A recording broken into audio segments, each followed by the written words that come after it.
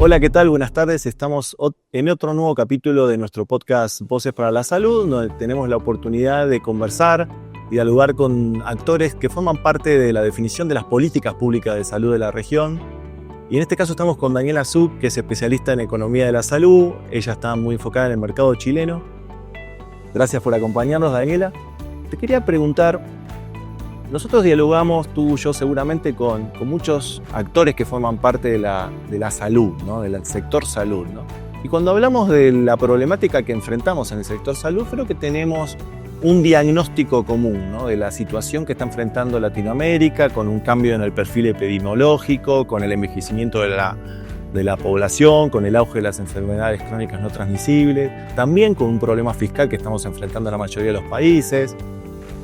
Coincidimos en el diagnóstico, pero no en la solución, ¿no? ¿Cuál serían para vos los factores que nos permitirían que la innovación llegue más a Latinoamérica y de forma más equitativa? Porque tenemos un avance exponencial de las ciencias médicas, cada vez más innovación, que ponen también más presión en el sector fiscal, pero quizás no veo que en la región estemos coincidiendo en la solución. Y comparto contigo, ¿no? Tenemos como un problema estructural en el fondo de cómo vemos el sector salud. Todos los factores que indicaste presionan el mayor gasto. O sea, el gasto sanitario va a ser exponencial si nosotros no cambiamos la forma también de atender, ¿ya? O sea, en el fondo el mecanismo de atención está centrado en el tratamiento, no en la prevención, y eso lo único que genera es explosión de gasto. Y como uno dice, vamos cambiando este diálogo, lo único que ve es, nosotros toda la vida nos hemos centrado en el gasto sanitario. Tú lo ves como finanzas, lo ves como una amenaza la innovación en el financiamiento. Ya me presiona, no le veo el beneficio. Y ahí está el error como conceptual de que desde el propio sector salud, que debe, el principal stakeholder, ¿no es cierto?, que necesita, que está atendiendo a su población, no ha logrado canalizar ese lenguaje de que esto es inversión. Ahora también uno dice, ¿cómo yo logro visualizar que esto es rentable? Ya voy a pensar súper fríamente, rentable, es productivo. Que la verdad es que el cambio va desde cómo tú conceptualizas lo que es todo el sector salud. No solamente desde la perspectiva de la necesidad, sino de cuánto es el valor que me genera en la sociedad, en el ámbito productivo del sector, en el fondo, porque el sector salud es sumamente grande. O sea, el sector salud produce y genera empleo y genera salud, por lo tanto generamos población sana para poder trabajar. Entonces genera este beneficio que es de un sector de área productiva, y eso LATAM todavía no lo genera. Sí, post pandemia hay un llamado efectivamente a lo que se ha indicado como mayor autosuficiencia sanitaria, que en el fondo es impulsar a que los países produzcan, ya como que en el fondo retengan el valor. Y los países desarrollados, que son nuestra referencia, Europa, Estados Unidos tiene un modelo de gasto exponencial por cómo funciona su sistema de seguros, ¿ya? Los europeos también están desfinanciados. La verdad, todos los sistemas están desfinanciados, porque las necesidades son infinitas, ¿ya? Pero sí hace años llevan generando líneas de trabajo no consigo mismo, sino con una alianza con el sector económico para generar nichos productivos, nichos de valor, y en el fondo también incidir en el acceso a mercado, porque en el fondo es como tú te involucras en mi economía, entonces yo te genero acceso a mercado. Te señalaba en la pregunta cómo también lo hacemos más acelerado. El aceleramiento tiene que ver con financiamiento, o sea, porque en el fondo uno ve todo el rato la amenaza, ¿ya? O sea, no yo a esta altura, pero en el fondo es como la presión de gasto, cómo absorbo este gasto. Y veo difícil el retorno, y es porque no hemos sabido decirlo de una forma distinta el mensaje.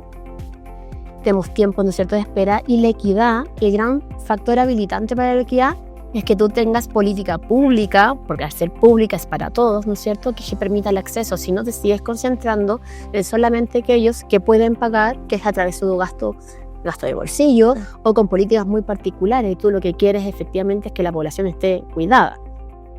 Y en este cambio de paradigma que mencionábamos, de que la salud sea considerada, o el gasto en salud sea considerado una inversión, ¿no? Porque hay distintos factores que vos mencionaste, como el retorno de la inversión, el desarrollo productivo, es un motor de desarrollo económico porque lo vimos en la pandemia, sé que es un cliché, pero una población no sana es una población no productiva. ¿Qué tipo de diálogo tenemos que tener con actores que tienen más influencia quizás que el ministro de Salud en el desarrollo o la estructuración del presupuesto nacional para la inversión en salud? Por ejemplo, como los ministerios de Economía, los ministerios de Finanzas. ¿No estamos aportando los datos que ellos necesitan? ¿Estamos hablando con un lenguaje que ellos no comprenden? Claro. ¿Son las dos cosas? Es la confusión, porque el mensaje del sector salud es entendido solamente por el sector salud. Yo soy economista, yo trabajaba en varios temas antes de enamorarme de la economía de la salud. Y la verdad es que solamente se entienden entra dentro del sistema. Se inventan métodos ad hoc para el sistema de salud, cuando el tomador de decisión, que es un ente transversal, no lo va a entender. O sea, estás hablando un lenguaje sumamente distinto, y al hacerlo difícil, cuando es difícil, uno no le cree mucho. ¿Ya? Entonces, efectivamente, tiene que ser más transversal. Existen herramientas esenciales, y tú decías, como ¿con qué actores? Cuando estamos hablando del ámbito del foco más productivo y del valor de la innovación, el desarrollar estudios clínicos también requiere regulación, y esa regulación es económica. Entonces, tu actor principal acá es economía, la economía para que te abran los mercados también. Porque tú puedes generar, pero en el fondo si eso no genera acceso en el mercado, o sea, un conducto, regulación para que efectivamente se compre y venda, bueno, quedó en nada. Y la otra patita es el financiamiento de la salud.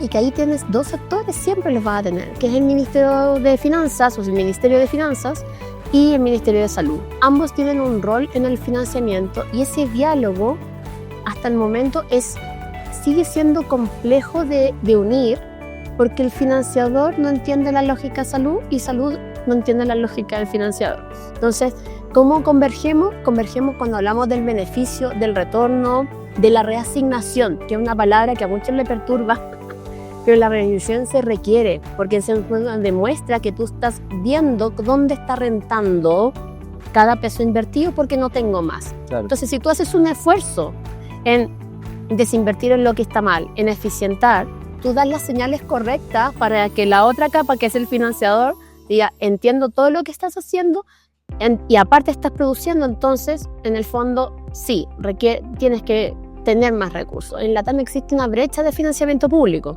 de al menos 1.7 puntos del PIB promedio. Es muchísimo, y eso va a requerir varios años de inversión, pero la única forma de invertir más es que estemos en la misma línea de que es un bien necesario de generar. Sí, hablar el mismo idioma, ¿no? Sí. Y entender desde la perspectiva de estos nuevos actores, o quizás no tan nuevos en otras regiones, pero que en Latinoamérica posiblemente no integrados, qué evidencia tenemos que traer a la mesa, ¿no? Porque es paradójico, por ejemplo, si hablamos del gasto de bolsillo, ¿no? Que tenemos uno de los gastos de bolsillo más altos, es un factor empobrecedor. Y muchas veces estas poblaciones que tienen que enfrentar el gasto de bolsillo son las poblaciones más vulnerables, y los gobiernos lo compensan con subsidios económicos, ¿no? Entonces es un factor que tenemos que atacar entre todos, creo, ¿no? Claro, porque el tema sanitario es multifactorial a la vez, pero sí, cuando tú mencionas finanzas y mencionas la sostenibilidad, requiere un cambio de chip, voy a decirlo así, tanto del sector salud como de economía y de finanzas. Se habla mucho de la sostenibilidad, de la resiliencia de los sistemas, pero realmente si eso está penetrado en el funcionamiento, en el proceso de toma de decisiones, no. O sea, poco hacemos en verdad con esa mirada de sostenibilidad, y para mirar de esa manera, como decías, ¿qué herramientas? Evaluación de proyectos que son tradicionales como de política pública en el fondo. Cuando tú te escapas de ese lenguaje, que yo lo entiendo por la especificidad de la materia, pero igual tienes que llevarlo a la transformación del otro para que efectivamente te comprenda dónde estamos invirtiendo en salud, porque tienes un desafío de empobrecimiento, efectivamente. Totalmente. Bueno, muchísimas gracias, Daniela, por tus conceptos, clarísimo, y gracias por estar acá con nosotros. Un gusto.